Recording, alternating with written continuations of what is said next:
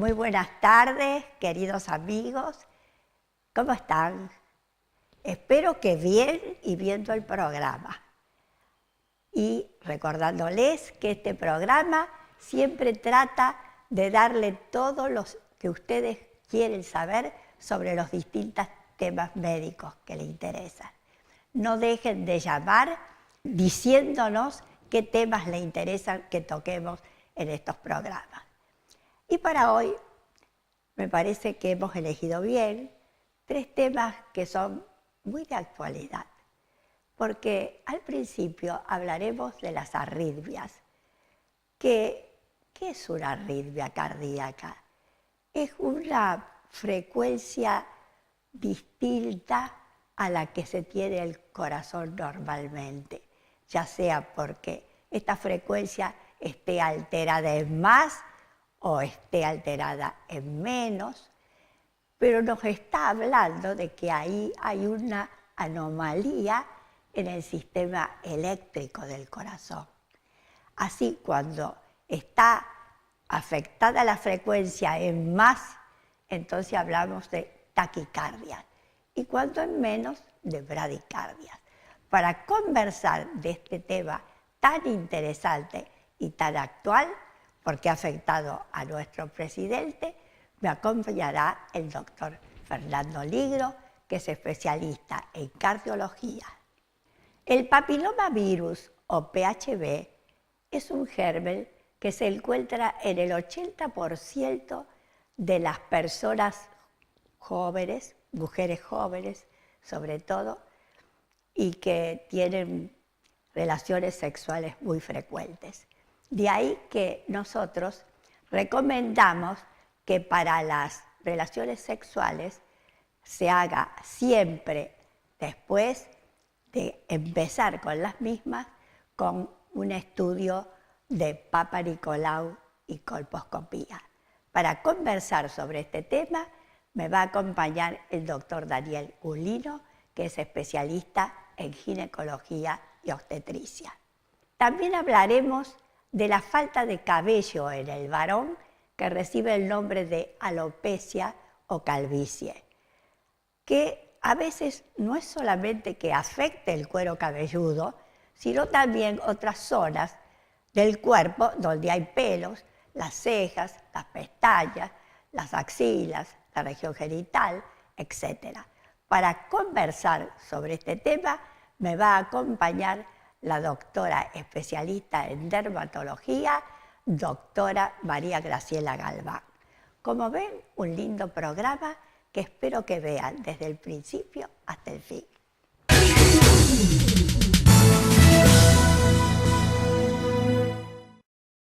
Me está acompañando en esta parte del programa el doctor Fernando Ligro, que es especialista en cardiología y al que le agradezco mucho que venga así el programa.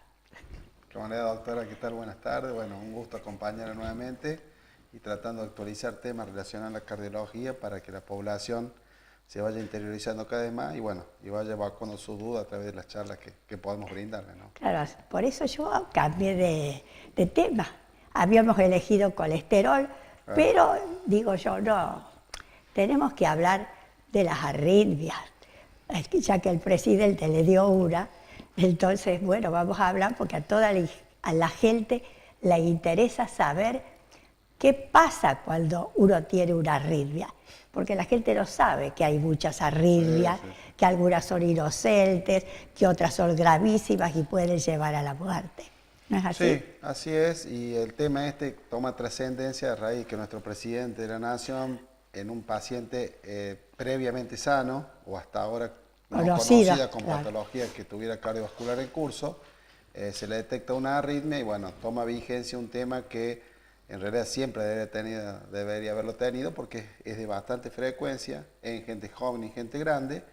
Y en términos globales, ¿qué decimos que es arritmia? Es cuando el corazón, que tiene un ritmo regular, pierde esa característica de ritmo regular, se pone de manera irregular, con pausas, con latidos anormales o con frecuencias rápidas o bajas, y globalmente se lo diagnostica como un síndrome de arritmia, de la cual, como bien decía la doctora, hay muchos tipos y diversas etiologías de la misma, y que básicamente requieren de tratamiento lo más avanzado y lo más rápido posible porque pueden transformarse en una enfermedad de alto riesgo. Exactamente, ¿no? Incluso hay gente, por ejemplo, que está viendo un partido de fútbol y de pronto tiene una arritmia el jugador y bueno, eso tiene que ser atendido muy rápidamente.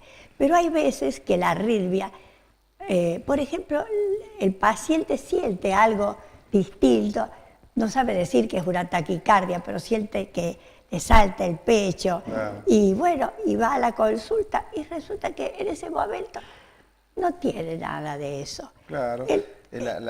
Como bien dice la doctora, la manera o el motivo más frecuente de consulta cuando un paciente sospecha y ya conoce algo de arritmia es que siente palpitaciones. Entonces nosotros al paciente le manifestamos y le expresamos que la palpitación, igual que la cefalea, que el dolor abdominal, es un síntoma que el paciente tiene y no siempre traduce enfermedad. Claro. Diferencia si un paciente tiene un signo, por ejemplo está amarillo porque está cursando una hepatitis, que tiene se una ve. ictericia, Que el se signo ve. sí traduce enfermedad seguro porque es algo que tanto el paciente como el que lo observa lo está pudiendo objetivar. Claro. Entonces la palpitación, como motivo de consulta en consultorio de cardiología, muchas veces engloba estos síndromes emocionales que hacen que el corazón acelere el ritmo regular y normal o golpee contra el pecho en una frecuencia normal y generalmente no traduzca una patología de arritmia. De todas formas, como bien dice la doctora, en aquellos pacientes con enfermedades cardíacas o no, y que tienen un síntoma relacionado a las palpitaciones, taquicardia, sensación de aceleramiento del pulso, que le galopa el pecho, que le va muy rápido, tanto en reposo como en esfuerzo, sí lo obliga al paciente, independientemente de su edad, a hacer una consulta cardiológica, en la cual nosotros vamos a determinar un examen clínico cardiológico básico, los estudios realizados, de los cuales son diversos y seguramente vamos a hablar en el transcurso de la charla. Claro. Y entonces vamos a hablar que sería necesario que todas las personas supieran tomarse el pulso, porque es una cosa muy fácil. Ese es un signo que el paciente puede manifestar. Claro. ¿Ah? Entonces se lo toma, a ver, a nivel de la arteria radial. La forma de autocontrolarse y tratar de, por lo menos, si bien no es muy fácil controlar la cantidad de latidos, es ver la regularidad. Claro. Entonces poniendo los 3 dedos de la mano opuesta sobre lo que llamamos tabaquera anatómica, que sería la parte externa de la muñeca, poniendo la mano hacia arriba, y en ese huequito que queda entre el hueso y el tendón de la muñeca se puede palpar exactamente la arteria radial, que es una de las arterias más superficiales que tenemos, y donde con 3 dedos podemos lograr captar el pulso, y cuando lo captamos vemos si va regular, si va rápido, en una manifestación así, digamos, rápida, y que es bastante precisa. Si no, la otra forma es hacerlo sobre el cuello, girando la cara, claro, hacia el lado de afuera y con la mano opuesta palpando entre la cara interna y la cara externa del cuello. Ahí hay un músculo que se llama esternocleidomastoideo y apenita por dentro está la arteria carótida. Esa es una arteria directa del corazón que es muy superficial y que tal vez el pulso es más fácil que sobre la muñeca, pero que hay que girar la cabeza para que pueda lograrse. Bueno, pero no es una cosa difícil. No, es una maniobra difícil. Es un paciente que pierde el conocimiento, tal vez la forma más fácil de diagnosticar un paciente en la calle o en la vía pública es poniendo sobre el cuello. Bueno, eso me parece importante que lo aprenda. Sí, es una maniobra casera y es bastante casera y bastante buena. Pero hay que decirles también que si ya aprenden a contar esas pulsaciones que ellos sienten, que sepan cuándo pueden estar normales y cuándo no. ¿No es cierto? Y es una buena aclaración. Claro, porque la frecuencia cardíaca o el pulso, que lo podemos tomar en cualquier arteria del cuerpo, nosotros estamos explicando estas 2 maniobras más sencillas, que es sobre la muñeca o sobre el cuello, y contando con un reloj durante 60 segundos, los latidos normales son los que van de 60 a 100. Cuando un paciente tiene más de 100 se llama taquicardia y cuando tiene menos de 60 es bradicardia. ¿Un paciente puede tener arritmia con frecuencia que está entre 60 y 100? Que es la pregunta más común. Sí, porque puede haber arritmias con frecuencia normal. Claro que sí. ¿Y cómo se detecta en el pulso? Con pausitas o irregularidades. Cuando aquel paciente nota que no va ni rápido ni lento, tiene una frecuencia 70, 80, que es normal, pero nota pausas o latidos que se superponen uno con otro, como si galopara, como si fuera el galope del caballo, esas son manifestaciones de arritmia que requieren que haga una consulta lo antes posible para determinar si eso es una arritmia que está en curso, que el paciente puede tenerla y no conocerla, que son las arritmias crónicas, o puede ser una arritmia que está comenzando, entonces sí puede poner en riesgo No la vida, pero sí la salud del paciente si no se llega a controlar o a diagnosticar adecuadamente. Perfecto. Hacemos una pequeña pausa.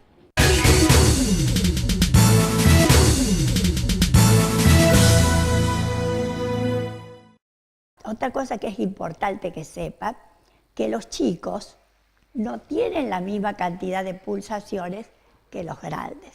Entonces tampoco a no asustarse. Sí, Preguntar a su médico pediatra qué pulsaciones tiene que tener este chico, qué tensión arterial, porque tienen que tomarla desde que tiene 5 años. Sí.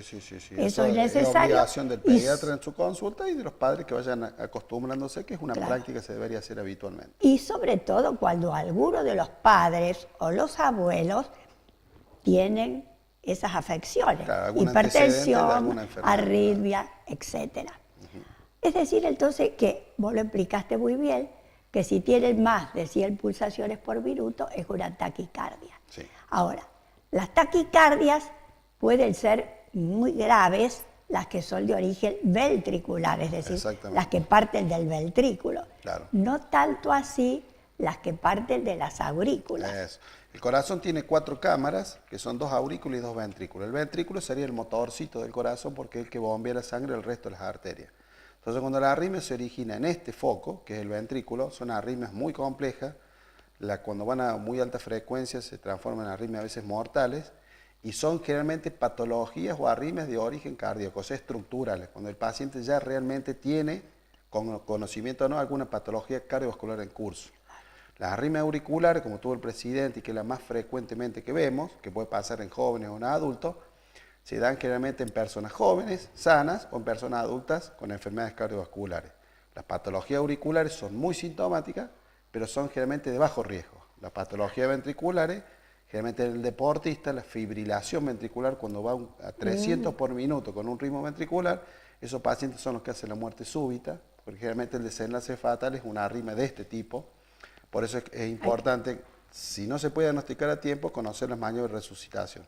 Pues son corazones sanos que con resucitación podemos revertirla y luego darle una buena calidad de vida a ese paciente. Pero si no, tenemos un aparato. Y para eso están los métodos diagnósticos. Otra aclaración antes que hablemos de los aparatos, doctora, que el corazón tiene un marcapaso natural que está justamente en la aurícula. Cuando esa aurícula pierde el ritmo o pierde el control de la frecuencia, es cuando este ventrículo empieza a tomar y a veces generalmente late sin ese freno que tiene nuestro marcapaso natural, que es el nódulo sinusal, y generan arritmias que son casi siempre mortales si no son atendidas a tiempo. Este tipo de arritmias, acá tenemos el aparato ahora que nos va a mostrar el camarógrafo, que nos muestra lo que es un desfibrilador de uso clínico. Están los desfibriladores de uso de ambulancia y están los desfibriladores de uso público. Claro. Esos desfibriladores, claro, están ubicados en el primer mundo y en nuestro país ya se están empezando a usar básicamente en los estadios y en los aeropuertos. Son básicamente un aparatito que tiene 2 paletas en este caso, que están ubicadas a los costados, esa que está enfocando, y las automáticas, que son las de uso público, tienen 2 planchas. Eso se ponen sobre el pecho, el aparatito detecta la arritmia y luego impulsa, claro, o envía un impulso eléctrico con la energía que nosotros queremos dar. Va de 60 joules hasta 320 joules aproximadamente. El joule es una medida de potencia que permite al corazón detectar, con un médico a cargo de la situación, ver qué cantidad necesita ese paciente de ese impulso eléctrico para revertir una arritmia de alto riesgo de vida, que son las ventriculares.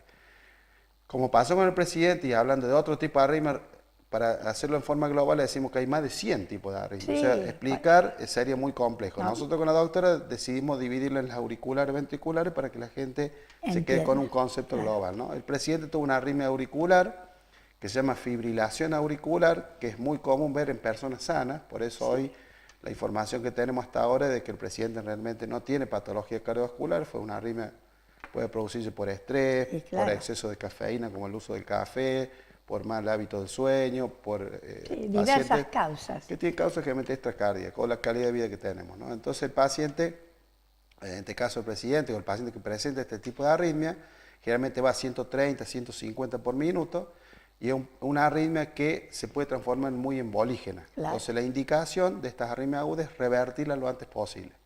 Se puede revertir con ese aparatito que es el desfibrilador o se puede revertir con fármacos. Con fármacos por viendo venos. Entonces la reversión a ritmo normal, depende de la arritmia, se puede hacer con el aparatito que es el choque eléctrico o con droga. En el caso del presidente se hizo con el aparatito se le puso 60 joules, que es la más baja, el equivalente a una trompada que podemos pegar en el pecho para un paciente que estamos en reanimación, y con eso revirtió a ritmo normal. Se le hace una mínima anestesia porque es un choque eléctrico, realmente duele y molesta mucho. Siempre en un paciente consciente se lo seda primero, en un paciente que está en paro, por supuesto, es la primera prioridad.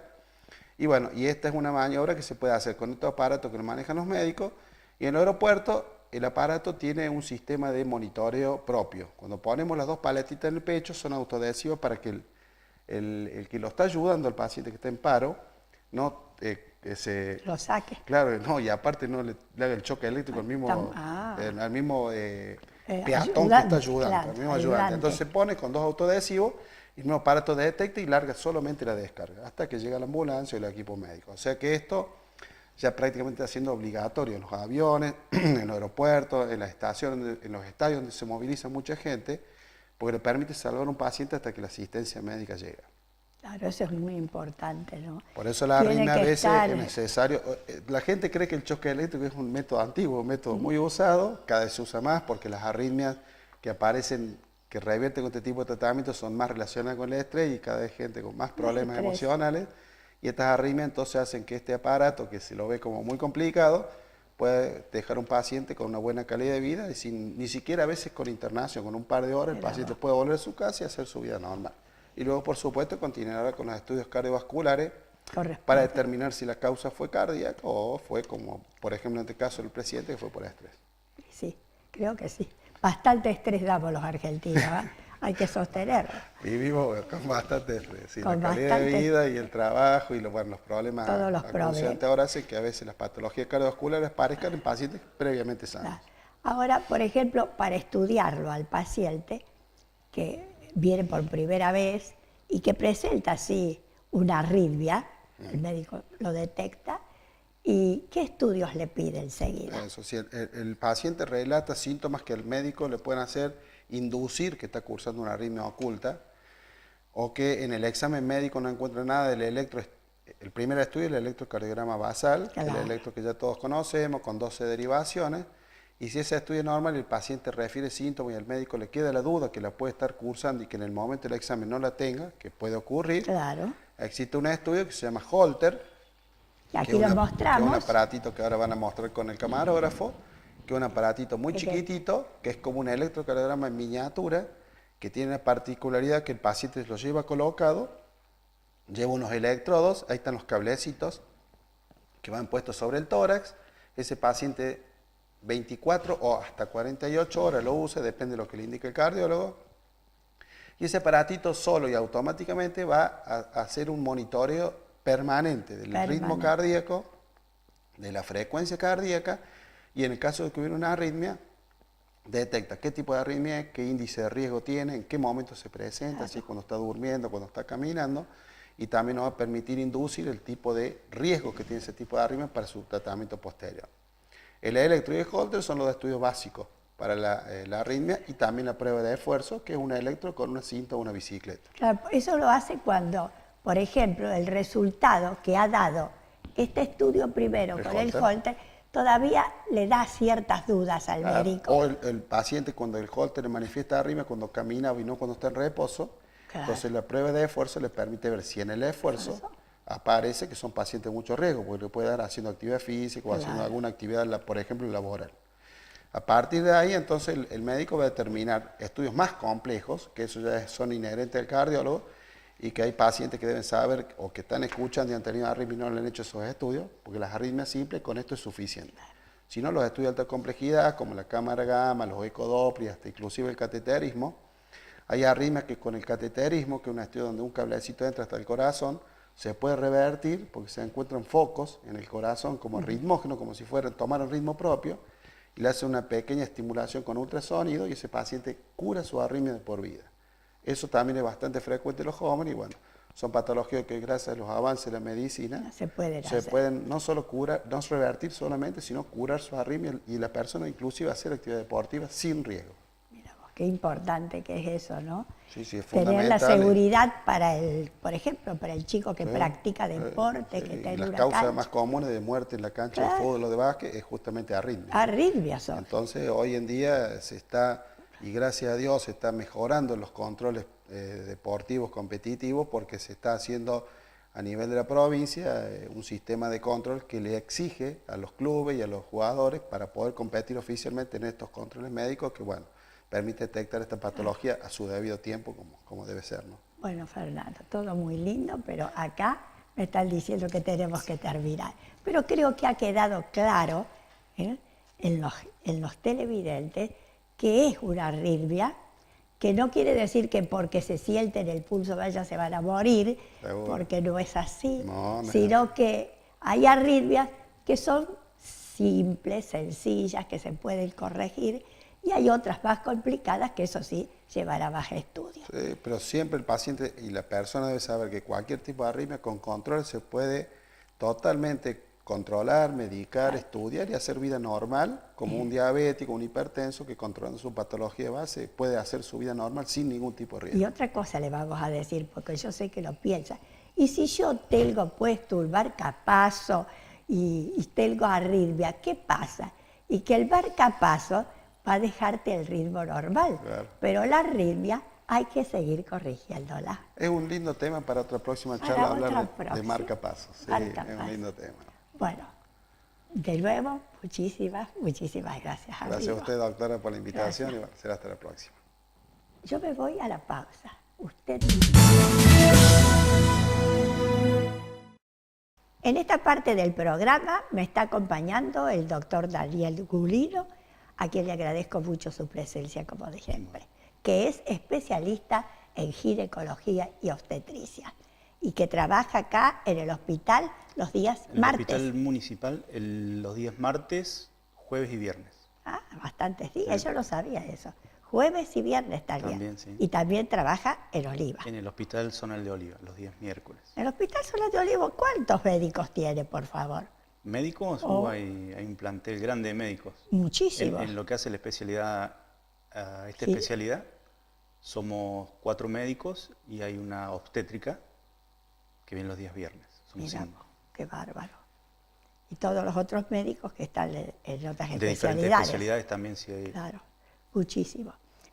Vamos a hablar esta tarde de un tema muy interesante del HPV o papilomavirus, que sabemos que es uno de los, yo creo que de los únicos cánceres que es producido por un virus, ¿no? Porque en muchos de los cánceres no se sabe quién lo produce. Acá tenemos que el cáncer de cuello uterino es producido por el papilomavirus. Y que vamos a decir que es más frecuente en las mujeres jóvenes y también en las que tienen relaciones promiscuas. Sí. De ahí que cuando comiencen sus relaciones sexuales, y esto para todas las mujeres, es conveniente el Papa Nicolau y la colposcopía. ¿Qué te parece? Sí, bueno, usted ha hecho un resumen prácticamente general del tema. Claro, para que sepa de qué vamos a hablar. Bueno, como usted dijo, esta sigla HPV hace referencia a una familia de virus, a los que se los conoce como papilomavirus humano, que es un virus que produce infecciones, tanto en hombres como en mujeres, que es de contagio muy frecuente, fundamentalmente en etapas tempranas de la vida, y es de un contagio muy fácil, y la mayoría de las personas hemos estado en algún momento de nuestra vida en contacto con este virus, ¿sí? Las características, bueno, para hacer referencia al virus podemos decir que es una familia formada por muchos tipos. 150 más o menos cepas se dice. Aproximadamente, o cepas. Cepas. Cada una de ellas individualizadas o diferenciadas con un numerito, y a su vez se los puede dividir en 2 grandes grupos que son los no oncogénicos y los oncogénicos. Oncogénicos son aquellos que tienen la capacidad de producir cáncer, como usted bien decía recién. Uno de los más frecuentes es el cáncer de cuello de útero, ¿sí?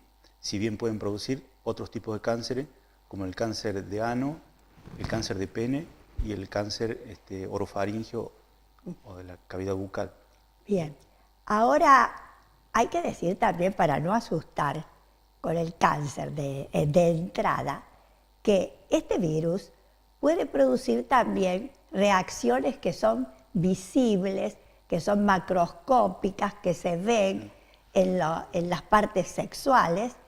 Por ejemplo, los que se conocen con el nombre de, algunos le dicen a esas secreciones, no sé si decirle secreciones, a esas formaciones lesiones que se producen. ¿Con qué nombre, doctor? Bueno, con crestas de gallo le llaman uno. Sí, este virus, la mayoría de las veces transcurre, o sea, una persona puede estar infectada por este virus y no tener síntomas, es decir, una infección que transcurre en forma asintomática. La persona no siente nada, pero es portadora del virus, ¿sí? Y lo contagia a través de fundamentalmente las relaciones sexuales, que es la forma de contagio habitualmente. Y ahora hay que decir, para no olvidarlo, que como se contagia a través de las relaciones sexuales, siempre el tratamiento que le demos a la mujer también tiene que ser para el hombre. Sí. Es decir, no puede curarse ella solamente, tiene que curarse los dos. Sí. Bueno, decimos que afecta tanto al hombre como a la mujer, o sea, los dos pueden ser portadores. El virus transcurre en forma sintomática, una persona puede tenerlo y no saber que lo tiene, que está infectada, y cuando se manifiesta lo hace en forma de lesiones verrugosas, como verrugas que se instalan a nivel de los genitales, pueden aparecer en los genitales tanto masculinos como femeninos, a nivel del ano, o también sobre la cavidad orofaringea o de la boca. Pero también pueden aparecer y no ser visibles dentro del cuello uterino, esas formaciones.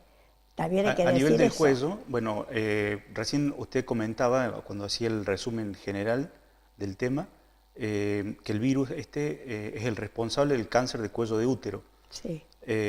A nivel del cuello, cuando nosotros hacemos el Papa Nicolau, bueno, también es una información importante para las mujeres y para todas las personas en general, pero fundamentalmente para las mujeres, que sepan que el Papa Nicolau es un estudio que se hace con la intención de diagnosticar cáncer de cuello de útero o fundamentalmente para diagnosticar lesiones precursoras del cáncer.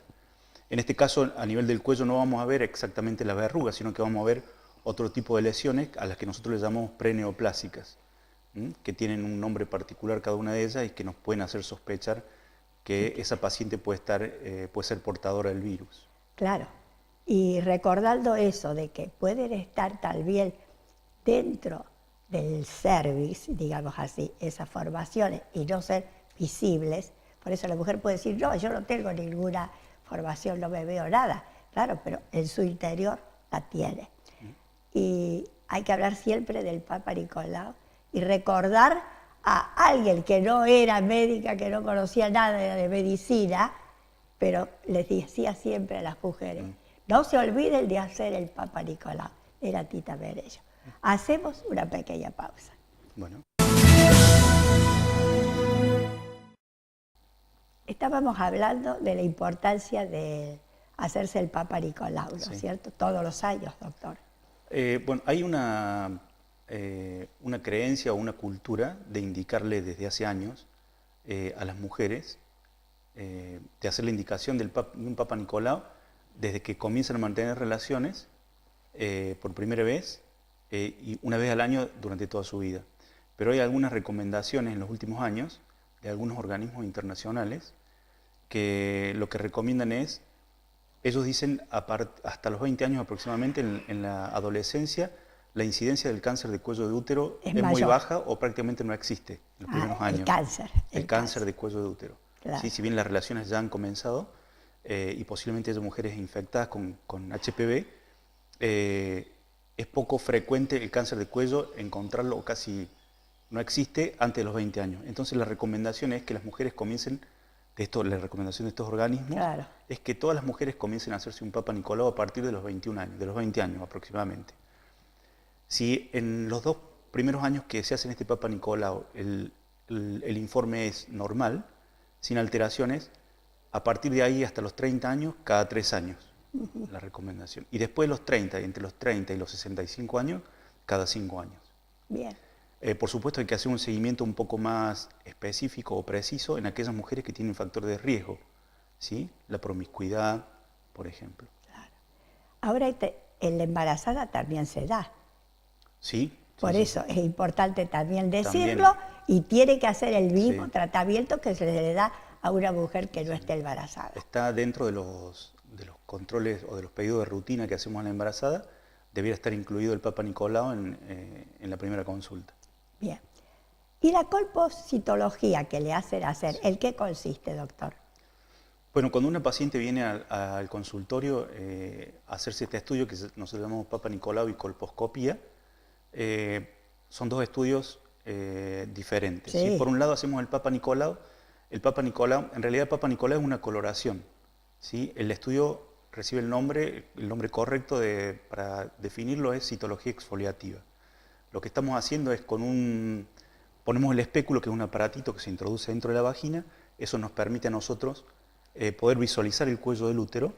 Una vez que lo visualizamos, tomamos una muestra de material, que es una secreción mucosa que hay alrededor del cuello, con un elemento que es una espátula, que el nombre correcto es espátula de aire, que es como un palito, una tablita de helado, para compararla con algo como un bajalenguas.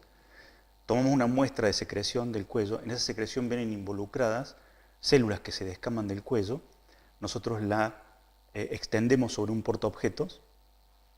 También tomamos una muestra del orificio cervical, que es un conducto que comunica o que nos lleva hacia el interior del útero. Tomamos una muestra con un cepillito, también lo extendemos sobre el portaobjeto y lo fijamos. Y se lo enviamos a otro médico, que es el anatomopatólogo, que lo que va a hacer es teñirlo, darle una tinción a esta célula.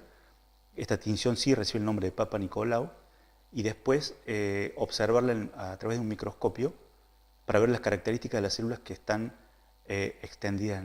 Claro, para saber si son patológicas o no lo son. Y después lo que nos va a informar el médico son las características de estas células que estaban involucradas en el material que nosotros le hemos enviado. Esa célula va a tener características que nos va a hablar de las condiciones en las que se encuentra esa paciente o ¿sí? Las características de esas células, si están dentro de lo normal o si tienen alguna alteración sobre la que tengamos que tomar atención un poco más especial. Ahora nosotros sabemos que actualmente, a partir del año, creo, 2006, hay una vacuna contra este virus. Esta vacuna es de aplicación, yo creo, obligatoria en las niñas a partir de los 11 años. Sí. Y después tiene que hacerse otra dosis a los 6 meses. Sí. Yo creo que eso también ya lo deben saber todas las mujeres, y se los digo para las que están casadas y tienen hijos, que cuando llegan a los 11 años, esa vacuna tiene que ser colocada. Y después no olvidarse de hacer la otra parte a los 6 meses. Sí. Tenemos la vacuna. Sí. Ahora, la vacuna cubre a todas las cepas de este virus. Sí. Me gustaría completar recién, usted me preguntaba el Papa Nicolau y la colposcopía. Sí. La colposcopía, que era la otra parte del estudio, consiste en remover todo el moco que hay alrededor del cuello con un líquido especial y después topicarlo con otro para ver si aparecen algunas áreas que a nosotros nos resultan sospechosas, que nosotros después tenemos que hacer como un dibujito en una planilla para compararlo después, para cotejarlo cuando tengamos el informe del anatomopatólogo con lo que nosotros vimos durante el estudio, fundamentalmente puntualmente, digamos, en la colposcopía, que consiste en eso, en visualizar, después de haber topicado el cuello, si aparece alguna área sospechosa. Bien. Eso es Papa Nicolau era la muestra del material, colposcopía era la visualización directa del cuello. Eso. Dice que a veces no es tan fácil de determinarlo al cuello, al uterino, ¿no? Así decía un colega. Sí. A veces que no es muy fácil, dice. Visualizarlo, a veces cuesta. A veces cuesta mucho la visualización. Pero como acá ya nos dicen que tenemos que terminar, por eso yo me estaba apurando. Bueno, le comento así rápidamente, han aparecido a partir del año 2011 2 vacunas, ¿sí? Contra las cepas más frecuentes que se han encontrado más frecuentemente. Hay dos virus identificados con un numerito que son 16 y 18, que son los oncogénicos, los que producen cáncer. Y hay otros 2 que son los más frecuentes en cuanto a la aparición de lesiones verrugosas, que son el 6 y el 11. Sí. ¿Sí? Entonces han aparecido dos tipos de vacuna, una que cubre solamente los oncogénicos y otra que cubre los 4. ¿Sí? Una se llama Cervarix, la otra se llama Gardasil. Se colocan una primera dosis, digamos, en el primer momento que el paciente es obligación colocársela o ya forma parte del calendario de vacunación oficial. Se coloca a las niñas de 11 años en los hospitales públicos, se hace una primera dosis, una segunda dosis a los 2 meses y una tercera a los 6. No, creo que son 2 ahora, doctora. Ahora son 2 dosis solamente. Bien, ahora la última pregunta, porque ya dice que tenemos que terminar, es la siguiente. Si yo tengo la vacuna, se pregunta una mujer, si yo tengo la vacuna, ¿para qué me tengo que hacer tantas veces la colpología? La colposcopía. Y la colposcopía y el Papa Nicolau. Depende de la edad de la paciente, no sé a los cuántos años se habrá... Si una mujer está infectada por el virus, la vacuna no va a venir a solucionar el problema. La vacuna es prevención, es formar anticuerpos en el organismo para evitar la infección del virus. Cualquier mujer, digamos, la vacuna está disponible para aquellas mujeres o niñas de 11 años en los hospitales públicos, pero cualquier mujer se la puede ir, comprarla y colocársela. Lo que pasa es que una mujer de 20 años, supongamos, para poner un ejemplo, que ya está infectada por el virus, con la vacuna no va a solucionar el problema. Claro, si no está... Por eso. Si todavía no ha tenido un contacto con el virus, la vacuna le va a servir. Si no, no le va a servir. Sí, no. Es decir, que tiene que seguirse haciendo, tenga la vacuna o no la tenga, el Papa Nicolau y la colposcopía. Bueno. Me está acompañando en esta parte del programa la doctora María Graciela Galván, que es especialista en dermatología, que está trabajando en Ocativo, ¿dónde? En los consultorios del doctor Galeto. ¿Qué días? Los días lunes, martes y viernes. En la clínica de Gatti, los días jueves. Y en el centro privado Modelo, en Oliva, los días miércoles. Tenés todos los días ocupados. Sí. Bueno, muy bien. Y vamos a hablar de un tema que creo que es en especial para los varones.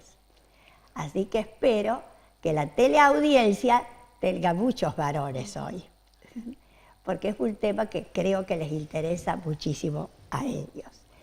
Y el primer tema va a ser un tema que creo que a algunos los aflige y a otros no, porque yo veo que hay tantos muchachitos jóvenes que me parece que antes no eran tantos así, que ya les falta mucho cabello, mucho cabello. Por eso el tema de hoy es alopecia o calvicie. ¿Y qué podés decir respecto a esto? Bueno, para definir, digamos, entonces lo que es alopecia o calvicie, también denominada, es la disminución o la ausencia de folículos pilosos. La localización principal es cuero cabelludo, pero también hay que tener en cuenta que esto puede afectar también otras zonas del cuerpo, como por ejemplo las cejas, las pestañas, el vello púbico, el vello axilar, la barba, e inclusive hay casos en que existe ausencia total del vello o del cabello, digamos, en todo el cuerpo. Ay, qué feo, ¿no? Sí. Qué cosa espantosa, por favor. Pero yo decía recién, y quiero que vos me contestes, si ahora es más evidente en gente más joven la caída del cabello. Sí, últimamente sí, cada vez consultan más, inclusive tanto mujeres como hombres, casi por igual. A las mujeres por ahí les afecta un poco más porque, digamos, la caída de cabello, digamos, es como su tarjeta de presentación, entonces les aflige mucho, digamos, lo que es la parte psicológica. Sí, en cuanto hay diferentes tipos de caída de cabello, que bueno, que eso es lo que hay que estudiar, hay diferentes tipos de alopecia, ya sean alopecias que son definitivas, que se consideran alopecias cicatrizales, que por suerte son las que menos se ven, que esas están relacionadas generalmente a otro tipo de patologías, como un lupus, como una esclerodermia, hay otra como una aplasia cutis, que eso ya es congénito, o alopecias que no son cicatrizales, que esas son las más frecuentes, digamos, de consulta, y dentro de ellas tanto la alopecia areata, que es más común en los niños, pero también se puede ver en adultos. La alopecia androgenética, que principalmente se da en hombres, ahora en la actualidad se están viendo más casos en las mujeres. Fíjate vos, ¿no? Pero yo en las mujeres, te digo la verdad, no veo eso de la falta de cabello así como en los jóvenes. Es una cantidad. Sí, después esto puede empezar a partir desde la pubertad, ya empezar a manifestarse. La herencia es un factor muy importante, ¿no? Es autosómica dominante, inclusive puede manifestarse de diferentes formas en los varones, inclusive en una misma familia. En los hombres generalmente la zona que más se afecta es la zona de implantación. La zona de implantación a nivel de frente cada vez se va retrocediendo más y va luego a la coronilla. Después va a la coronilla o el vértex, y también se van pronunciando aún más lo que es la zona a nivel de las entradas. En cambio en la mujer, la línea de implantación se mantiene y en cambio empieza a afectar más la zona central o la línea media del cuero cabelludo. Tal vez en la zona del vértex, la zona del vértex, la línea media se empieza a ensanchar, se empieza a cada vez ver más, digamos, el cuero cabelludo, y bueno, y en algunos pacientes suele ser un poco más difuso. En vez del varón, termina siendo una herradura o sí, ¿no es cierto? O en U, la pérdida del cabello, sí, ¿no? Generalmente conservando el folículo piloso a nivel occipital, digamos, que a nivel que no son andrógenos dependientes, digamos. Claro, esos folículos pilosos que hay que entender que están en una fosita diminuta de la piel, y entonces arranca un folículo piloso, y parece ser que en los casos estos de alopecia se va como haciendo cada vez más chiquito. Se van haciendo cada vez más chiquitos, se van miniaturizando. Claro, y más delgados los cabellos. Debilitándose, en vez de en un pelo se convierte en un vello, que es más claro, es más fino, el color es más claro. Ahora, hay que decir, para no asustar, que no recibe ningún tratamiento médico esto, porque no es una enfermedad, digamos, como otras enfermedades del cuerpo, ¿no es cierto? Es, una caída prematura. Y se puede, digamos, se puede controlar. No, pero quiero decir que sobre todo no está determinada por algo que ande mal en el organismo. No, generalmente el laboratorio se debe a una hipersensibilidad que tienen los folículos pilosos a una hormona que se llama testosterona. Claro. Testosterona tienen tanto las mujeres como los hombres. Pero más los varones. Más los varones. Entonces, el folículo piloso está sensibilizado en determinada zona, entonces se produce, digamos, esa caída de cabello. La testosterona, por la acción de una enzima que se denomina 5-alfa reductasa, hace que ese metabolito se convierta en otro que se llama dihidrotestosterona, que es lo que actúa, digamos, a nivel del folículo y es lo que estimula, digamos, la caída del cabello. Y en poco tiempo a veces quedan todos peladitos. Sí, en realidad puede empezar a nivel de la pubertad, mientras se empiece cada vez más joven, el caso es más severo, que es si se empieza a partir de los 50 y los 60 años.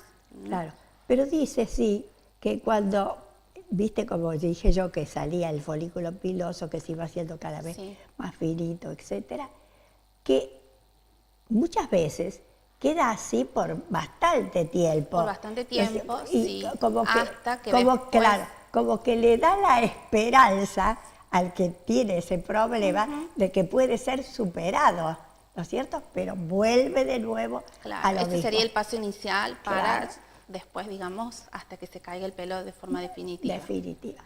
¿Hacemos una pequeña pausa? No?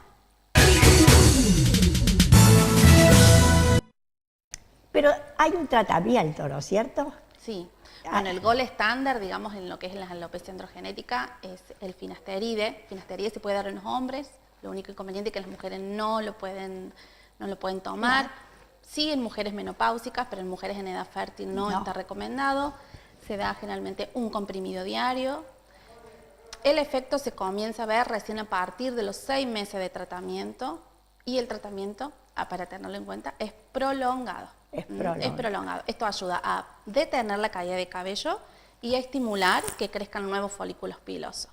Claro, es la mejor de las drogas, sí, ¿no? Es el gold estándar, digamos, en este tipo de... finasteride. Ahora está el dutasteride, que también es una droga nueva, que inclusive es mejor que el finasteride porque actúa a nivel de las dos enzimas, la 1 y la 2 de la 5-alfa reductasa, pero todavía no está aprobado en nuestro país, así que por lo tanto por ahora no se puede usar. Sí, y quiero decirte que a pesar de que la mayoría yo creo que no le da importancia, porque como es tan común, sin embargo en otros produce una baja autoestima esto, ¿no es cierto?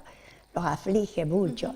Y Y también hay que decir que hay otros métodos para que el cabello, aunque no sea natural, vuelve, que es, por ejemplo, los microinjertos. Los microinjertos, ¿no es cierto? El que se toma trozos de cabello que todavía vive así, digamos así, en la cabeza. Se toman de la zona occipital, es una franja de folículos pilosos, de los cuales se separan unidades pilosas que se denominan, que están formadas por 4 a 5 folículos pilosos, que esos se implantan, se injertan, digamos, en la parte donde hay alopecia. Claro.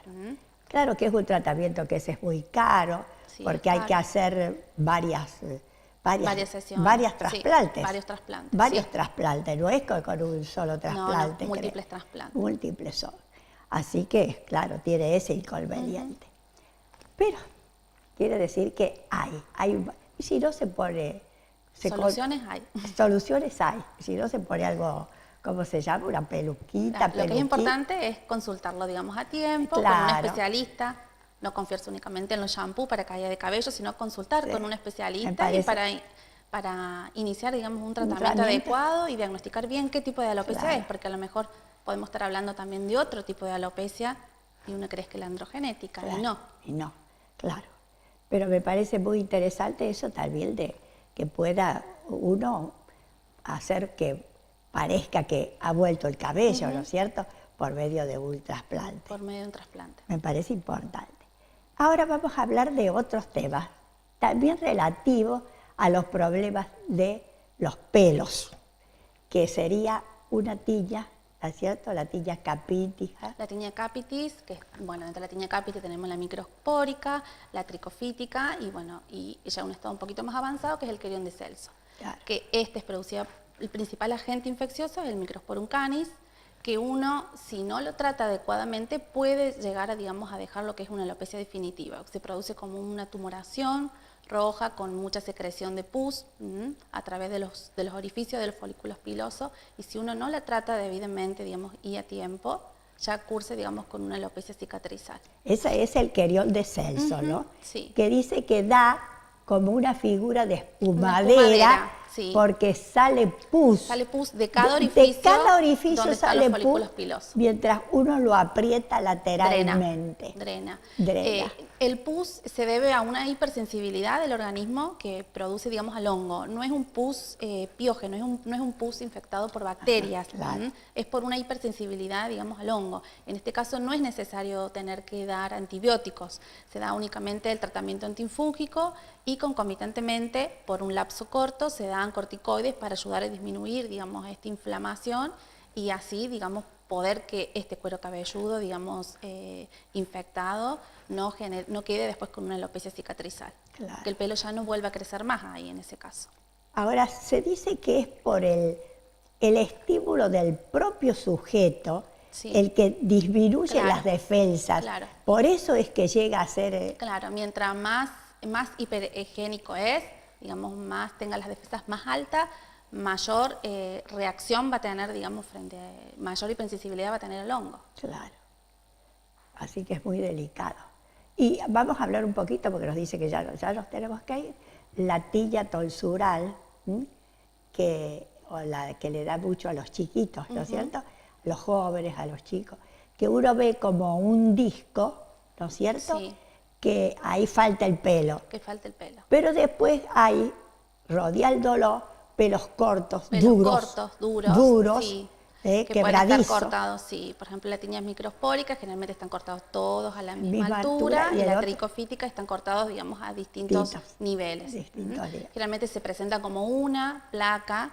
O puede tener más. O puede tener más. Generalmente son placas únicas y el cuero cabelludo presenta como una escama grisácea, como si fuera un cuero cabelludo sucio a nivel de esa zona.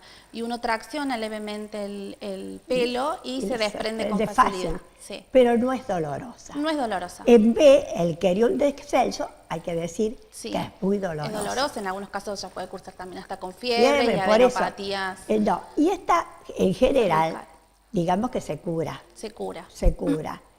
Ahora, ¿se ve mucho esa tiña? Sí, sí se ven. Los querión de Celso, menos. Pocos, menos, pero sí se ven. La otra sí se ven. ¿Sí? Sí. Por contacto, sí. Pero antes yo veía muchas. Se ve que, no sé, a mí me parece que se produce menos.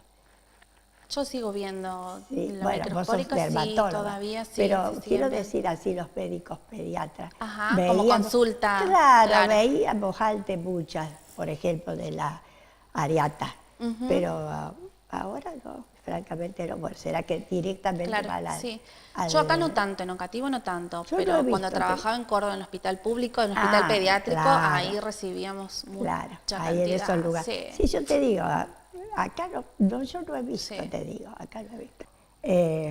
Muy bien, me parece muy lindo lo que has dicho y espero que todos te hayan escuchado bien y aprendido, porque con escuchar solamente no, aprendido. Y que consulten. Y que consulten, esa es la mejor manera. Y además quiero decirles, mis queridos amigos, que a partir de mañana pueden anotarse en el teléfono del canal para poder participar en el sorteo que vamos a realizar para el Día del Padre. Queridos amigos de Oncativo y de Oliva, espero que el programa les haya gustado tanto como a mí. Hasta el próximo martes, si Dios quiere, con un beso muy grande para todos.